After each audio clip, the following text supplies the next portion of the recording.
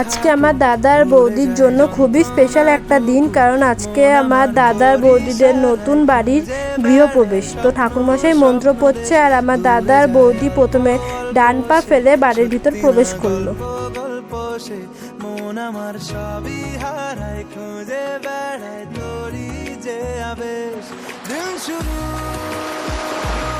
তো দাদারা এবারটা ঘরের মেন গেটের এখানে চলে আসলো।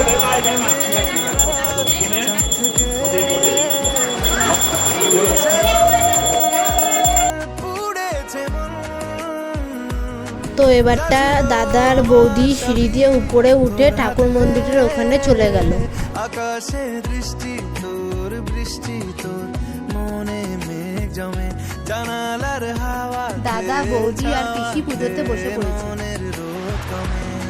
বাইরে পুজো হচ্ছে আর আমরা এদিকে দাদা বৌদি দিদি ভাই বোন ভাগ্নে ভাগ্নি সবাই মিলে ঘরের ভিতর বসে আড্ডাই আর কি মারছি। কারণ আজকে আমরা অনেক দিন পরে সবাই এক জায়গায় হলাম, তো আবার কবে যে সবাই একসাথে হব তার তো ঠিক নেই।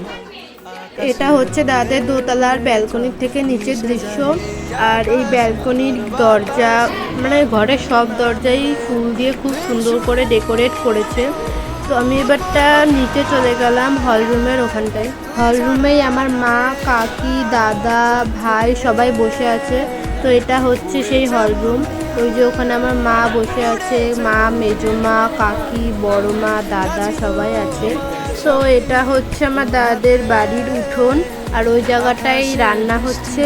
আর এই উঠোনেই সকালে খাওয়ার বন্দোবস্ত করা হয়েছিল। আমি তো উপরে এসে ভাবছিলাম যে পুজো হয়তো শেষ হয়ে গেছে, কিন্তু দেখছি না, পুজো এখনো শেষ হয়নি, পুজো এখনো চলছে। তো পুজোটা এখন শেষ হয়ে গেছে আর আমার দাদা বৌদি পিসি সবাই উঠে পড়েছে।